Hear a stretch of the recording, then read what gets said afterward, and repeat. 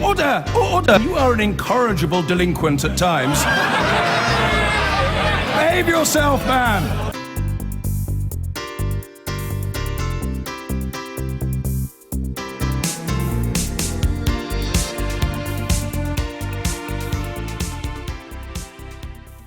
So to our top story today, this is a list you're probably familiar with by now. Curbing excessive pay, forcing companies to reveal the pay gap between their CEOs and average workers, and discussions on whether workers' representatives should have a role on remuneration boards. They were the promises at the heart of Theresa May's premiership to tackle so-called corporate greed. But her commitment has been brought into question in recent weeks. Well, today the government's going to unveil its Green Paper on corporate responsibility. We don't know all the contents of the Green Paper, but we know it's coming up. Sarah Wilson is the Chief Executive of Manifest Information Services that provides research on corporate governance to shareholders. Morning, Sarah. Good morning. And Tom Gosling's joining us as well, a partner at PwC and one of the authors of a report from the Big Innovation Centre, who've produced an alternative view of what should be done to tackle corporate pay. Morning, Tom. Good morning. First of all, if I could just ask each of you, what do you think of the proposals that have been mooted by the government? This idea of curbing excessive pay, of revealing the pay gap and some kind of role for workers. Sarah, first of all. Well, I think it's an extension of the developments that we saw under the coalition government, under Vince Cable. It's reintroducing some of the issues that were discussed at the time, but I think were lobbied out, or there just wasn't enough time to bring them in. And I think it sort of brings the threads together that people have said that the last set of regulations didn't address, and which led to possibly the whole thing not being crystallised as they would have liked to have seen it the first time round. And Tom, what do you make of the proposals? Well, I think we're very supportive of the overall policy intent, which is to make sure that shareholders have got the right powers, that boards should be accountable for thinking about fairness, that pay should encourage long-term behaviour, and that we've got to get the right voice of employees and other stakeholders. But I think, the question is actually how you bring that policy intent to life. And that's, I think, where we've got some alternative views.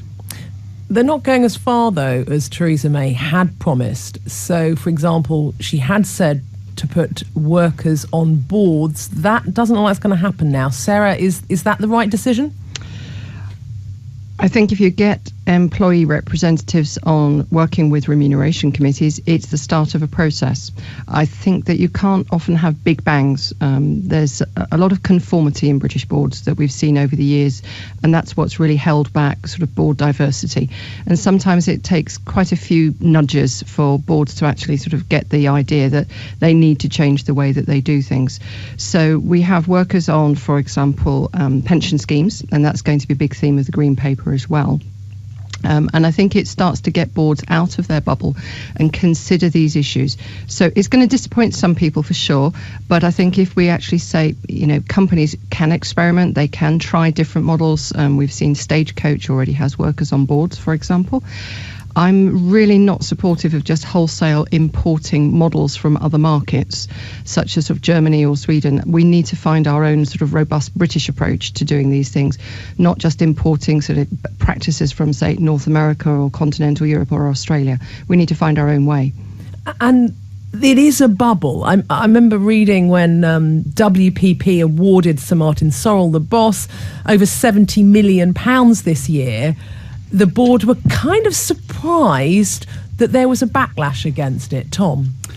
Well, we think it is important that we get more of this employee voice and stakeholder voice into the boardroom. So the question then is how to do it. So when it comes on to the question of pay fairness, which is where pay ratios come into play as a policy suggestion.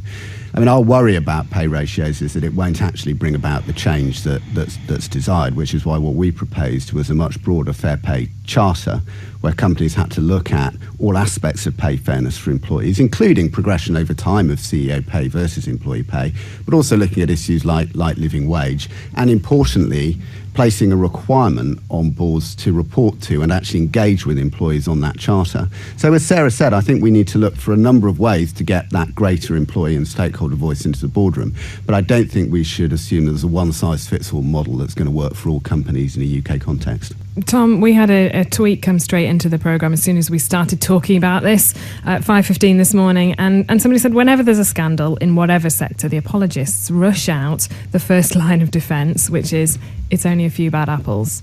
And that's potentially a problem here, isn't it? I mean, we have had some pretty big scandals over the last couple of months, but that doesn't mean that there isn't a broader issue that needs to be solved.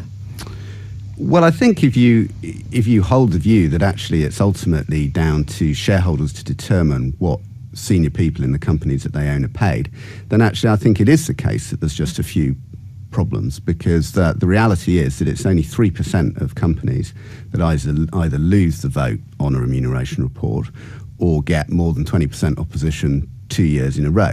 So I think it's important that we don't ignore that question, because those examples actually erode public trust in the entirety of the executive pay system, which is, a signature issue for trust in business. So absolutely we have to address it, but I think we have to address it in a proportionate way. So what we're proposing is that there's a mechanism that actually imposes greater sanctions on those companies that fail to retain shareholder confidence on a sustained basis, rather than, again, introducing a blanket solution that actually may achieve less than you hope across the totality of companies. And Sarah, the TUC have released some research today saying that 6 out of 10 people across the public in general support Theresa May's ideas of reining in corporate pay.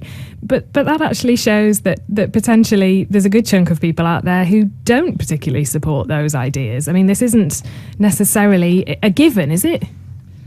No, I think we're going to see a lot of lobbying before this green paper actually comes into existence. But I think it raises questions about sort of the purpose of capitalism, and really redrawing some of the boundaries about, people, planet, profit, pay, performance, so that people actually have a better understanding.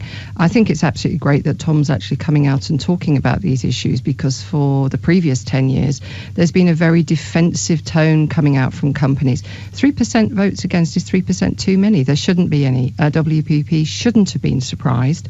Now, naturally, they thought that they got the support of shareholders. So the question does arise, is why is there a disconnect between what, say, asset managers think, what shareholders think?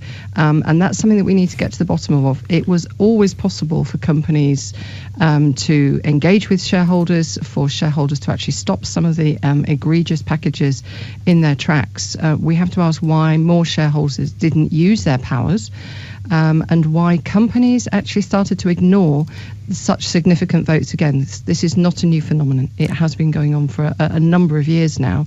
And I think this is where the tin ear of some remuneration, not all by any means, but of some, to kind of ignore the, it doesn't matter. We don't want anybody having a Marie Antoinette moment about pay at this time. Sarah Wilson, Chief Executive of Manifest, thanks very much for joining us, along with Tom Gosling, partner at PwC. Thank you both for your contributions this morning.